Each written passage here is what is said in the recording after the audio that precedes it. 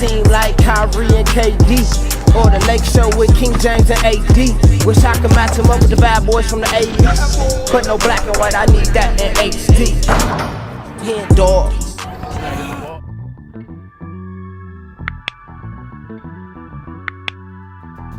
Yo, what's good, y'all? It's your boy HenDawg, and we back to it. You know how we do it.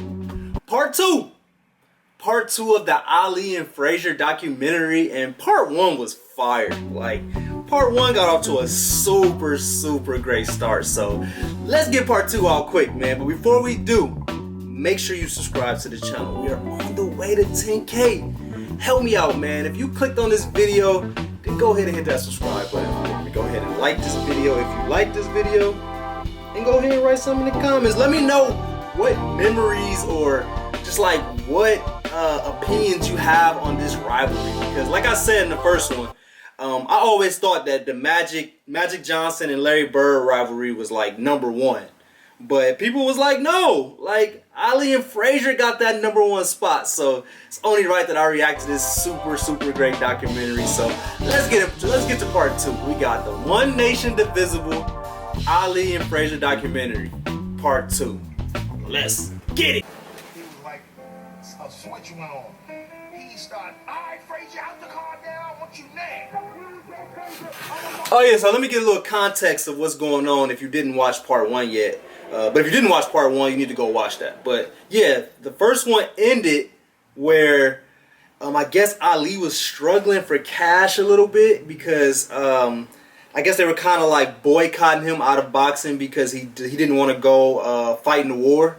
So they really wasn't messing with him, which was kind of crazy. But because Frazier had kids and was married, I guess he wasn't really eligible for the war. So he didn't have any troubles with not going to the war. So because of that, he still was boxing, making money, doing his thing, where Ali really wasn't.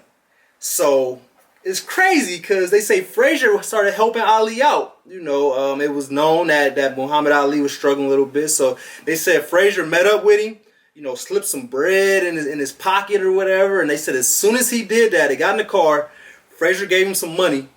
And then when Frazier walked out of the car, they said Muhammad Ali just started turning up, like, yeah, Frazier, who I want to fight. Let's make this fight, like almost like he needed a little bit of money in his pocket to kind of like, get some confidence to want to fight Frazier. Like, I could be completely wrong with that. Like, please correct me if I'm wrong, but that's the vibes that I got right at the end of the part 1. So this is part 2, like talking about how right when Ali got out the car, Frazier got out the car, and then Ali started talking his shit. So let's get it.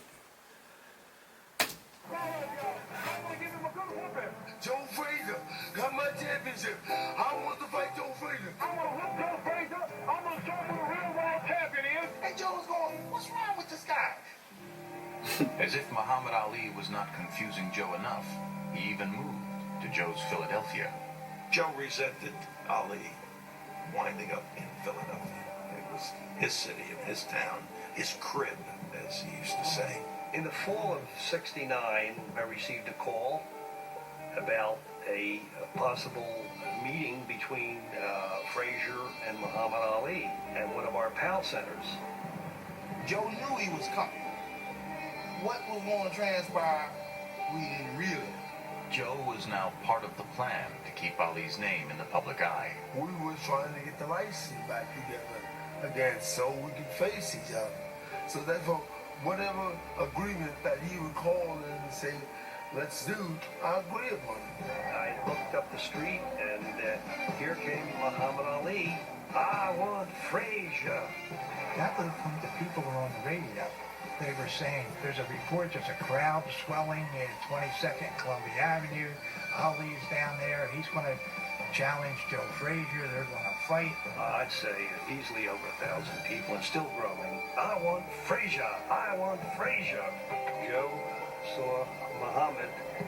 Joe, I want you. Joe replies, I want you too. But it was getting heated. Ali challenges Joe. He says, do you think that Muhammad Ali was a little jealous in a way?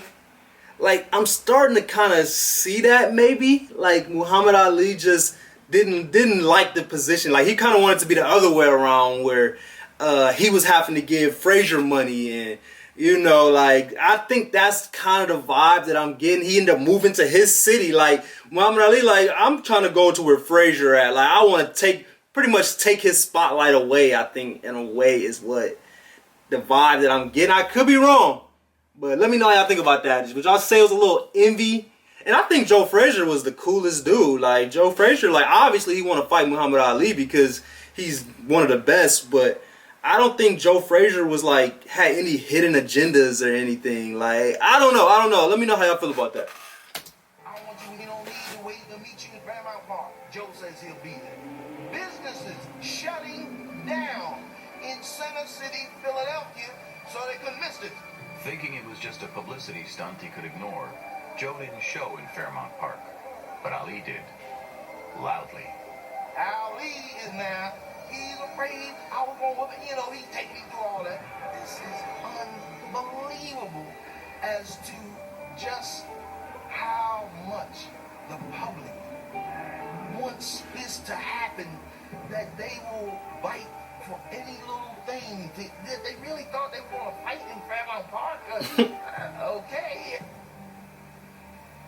Ali had made Joe look bad in his own town, but Joe was more concerned with his fight in February of 1970 with Jimmy Ellis, the WBA champ from the tournament Joe had previously boycotted. Down from a murderous left hook to the jaw. And there's the bell. And he laid it. Like, that hurt. Whoa. But as Joe Joe. celebrated being the undisputed world heavyweight champion, respect for the title was hard to come by. Even right outside Madison Square Garden. Muhammad Ali has not lost his title in the ring, hence this farce which they're having inside can hardly be billed as a world heavyweight championship fight. We are very proud in Atlanta. We're very happy that we have given the champion the opportunity to come back into the ring.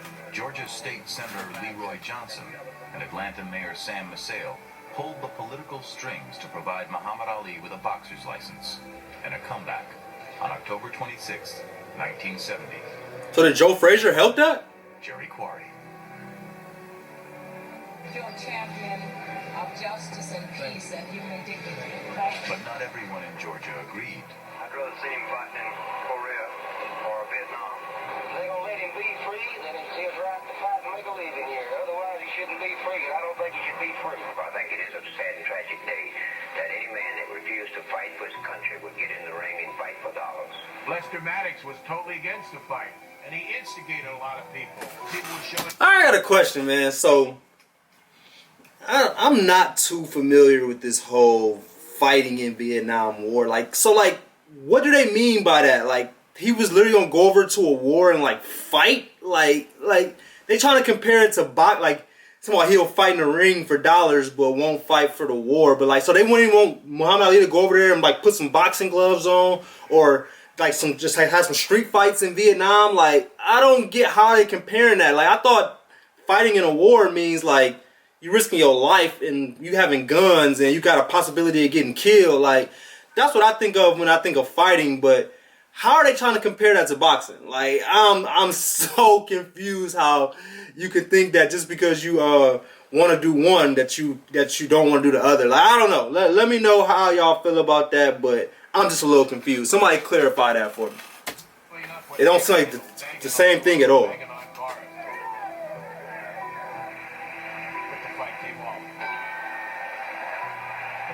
After a 3.5-year layoff, Ali stopped Quarry in the third round. Muhammad Ali and a sensational comeback victory. Quarry would be much harder to fight than Joe Frazier. Joe Frazier would be easy to hit. Relicensed in New York after a federal court order, Muhammad Ali then endured a 15-round battle with Argentina's Oscar Bonavena. 15 rounds? I've always wondered whether I thought it was 12 rounds. Ali that he could do anything. Joe Frazier was a truth machine, and if you weren't in supreme condition, he would find it out. With an Ali-Frazier showdown now possible, Madison Square Garden and the Houston Astrodome each offered a record payday, $1.25 million to each man.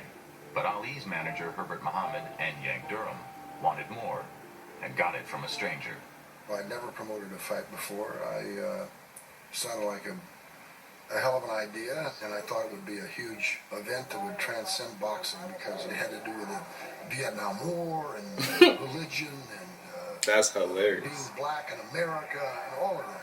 As a high-powered Hollywood agent who represented Marlon Brando and Elizabeth Taylor, Jerry Parenchio understood the marquee value and the price, $2.5 million for each fighter. I had just one problem. I didn't have the $5 million. And the 77th man that I talked to was Jack Kent Cooke. Must be the loudest phone on earth. Hello. Who owned the Forum out here, and he had the Lakers and the Kings. Oh, golly. I'd be... Oh, that was due before Bus. Jack Kent Cooke agreed to put up $4.5 million, with the Garden putting up the other $500,000. Ringside seats would be a record $150. Ali's ballyhoo was free.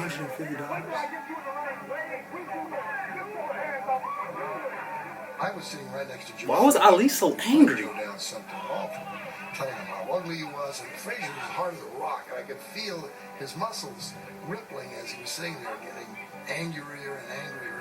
Finally, Frazier got up and he looked at Ali glaringly, and he said, "I will be there."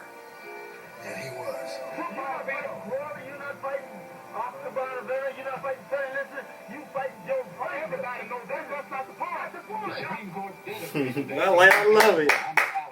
He was convicted. But the Garden would need a quick date for the fight. The sooner, the better. If Ali's appeal of his draft case as a conscientious objector to the Vietnam War was denied, he would go to prison, and the fight would go with him. Go to prison? The Muslims and Ali were convinced that he was going to go to jail in April. Absolutely convinced. They thought, let's get one more payday. The only March date that was open was March 8th of 1971, which turned out that it was not open. My manager called me up and said, there's an interesting wrinkle here. It seems as though they're promoting this fight on the same night that we've rented the joint. I absolutely thought I'd have a heart attack. But the James Taylor people were terrific. We called them, we met with them. My impression of it was that they sent down a legal team that was like half legal and half rugby. These people would not be denied. Like Ali himself, they would not be denied. We got our way out of it by giving them 15 pair of ringside tickets and a new date. They weren't great seats. They were on the balcony somewhere, but it was an amazing event, and it was incredible to be there. In his training camp in Miami Beach, Ali was beating the publicity drums loud and clear. And sometimes it got insulting. You're going to see two heavyweight champions fighting. One is the phony and one is the real one. And it's going to be easy to distinguish who is the phony. Well, number one, he's too ugly to be the world heavyweight champion. What's going to happen to Joe Frazier? And He came back just as Muhammad Ali left. Brash, taunting, working the crowd, working the media, only as Muhammad Ali could. Look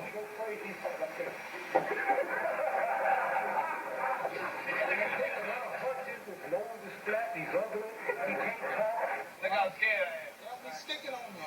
He knew Joe wasn't scared of him. So he had to find some buttons to push on Joe. That's what I was going to say.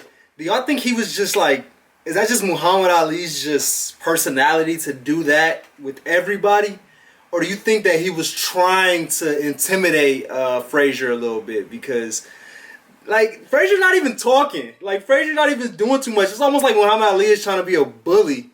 But at the same time, we know what Frazier's about. Well, maybe they didn't at this point. But, like, people know what he's about, I would think. So, like, the fact that, you know, Ali is out there literally trying to, like, intimidate this guy. It's kind of interesting, for real. It's kind of interesting, but maybe this is just how Muhammad Ali was with everybody. Like, I don't know, it might have been, but let me know. To get him out of his game. There was a lot of resentment. You're trying to get him out of his game. Part as to what he had been through. And to Muhammad Ali, Joe Frazier had become the symbol of his oppressors. A lot of them want me whipped because it's a draft. A lot of them want me whipped because I'm black. In many ways, Joe lived the African-American experience to a much truer extent than Ali did. Joe was the son of a sharecropper. Joe was raised poor. he was not an orator. He was from the country, and have a sudden draw, and he was kind of the type of guy that you live and let live. He got into a gym, he trained, he pointed him in the direction, and he went. That was it. He knew nothing about politics, nothing about gamesmanship. We're gonna find up Joe Frazier, and everybody with Joe Frazier. Ali, we defined him in public as some kind of a white man's Negro, ass-kissing. He called him Uncle Tom. He never stood up for anything except a person in the ring. Plus, you're not a good-looking guy, and you're dumb. How do you feel, champ? Muhammad Ali was crazy, yo. Joe saw it. Look, I'm just a fighter. Let's get in the ring and let's fight. He didn't understand all these assets of showmanship that Ali brought to the fair and that Ali rained out upon Joe. I ain't bothering him. Don't he bother me? My mind just go. Why this guy doing this? I mean, why you have to say things about me? Hey, I'm a Tom, I'm a white man champ. That wasn't what it's all about. It's about being the champ for the world, represent everybody. I like Frazier, man. I like Joe Frazier. I asked one of his wives, what did Ali really think of Frazier? She said he thought that he didn't understand what was happening around him, and he thought truly that he was a pure nigger. Yo! And Joe, in his innocence, Can't say that. was representing white America. In his innocence, What Jim Brown say? that was representing, like Joe, and he thought truly that he was a pure nigger. I wouldn't try to hear that again. like Joe, and Joe, in his innocence, was representing white America. In his innocence. And that will incense a revolutionary who's trying to make change, and no doggone well there's no equality. But I think there's a cruelty in calling people certain kind of names. Better power to die than to Uncle Tom and try. I see what's going on now. I didn't like at all what Muhammad Ali was his stance on everything, but I'm starting to get it a little bit, and this doesn't take anything away from Joe Frazier. Like, I still respect Joe Frazier 100% on what he was doing. Like, he was like, I'm just a boxer. Like, all I want to do is get in the ring and fight. Like, I'm not here for the politics and for all this extra stuff. Where on the other end, Muhammad Ali is like, I'm trying to make change. Like, I'm trying to, like, I'm not trying to just sit behind and just see all this inequality that's going on and just label myself as just a fighter. Like, I'm more than that. So I can see how they can butt heads, because Muhammad Ali is looking at Joe Frazier like, bro, you can be like me and we can stand up for this stuff and, and be bigger than fighters and this and that. And Frazier like, no. So I see why he called him an Uncle Tom or whatever, but I still don't believe that. That's not true. Just because you're not out in the open and, wanting to be publicly standing up for stuff, that doesn't make you an Uncle Tom. But I can see why now Muhammad Ali had that stand on Joe Frazier. So it makes sense, but I don't know, man. I don't know. Let me know what y'all think about that. Yank Jerome and myself was responsible for Clay to get a license. And after he got a little foothold, he tried to do everything and say everything to put me down. The thing that really, I believe, hurt my dad was that he gave his heart, his soul to help another brother. And then that brother comes back and then like a knife cuts him. I feel it. That's another good point. So he a license to fight again. I would get in all kind of trouble in school. The majority of kids like, Ollie's gonna whip your dad. Your dad can't fight. You know what I mean? Why you say that? Why you say my dad? Because didn't he fight against Mike Tyson? And in the black community, those are harsh words. This is their dad. You know what I mean? And why are people being rude to them and cruel? So it built up an anger that he felt the only way to strike back was to get Ali in that ring and whoop him and beat his ass. And that's where we're gonna end this video at, man. I think that was the perfect time to stop it. I hope you enjoyed part 2. Yeah, it's getting deep. It's getting deep. Whoever suggested this video, man, like, you did a good job. Shout out to you, man. I appreciate it. But I appreciate y'all for watching. Go ahead and subscribe to the channel if you want to stay in tune with the next videos that I got. I'm going to probably post this one in the next day or so, and then part 3 will be out right after that. So go ahead and like this video if you liked it, and go ahead and write something in the comments. Let me know how you feel about this whole rivalry, man, because this is deep. This is very deep, man. This is more than just boxing, and I'm very appreciative that I'm reacting to it. So I appreciate y'all like always. We out.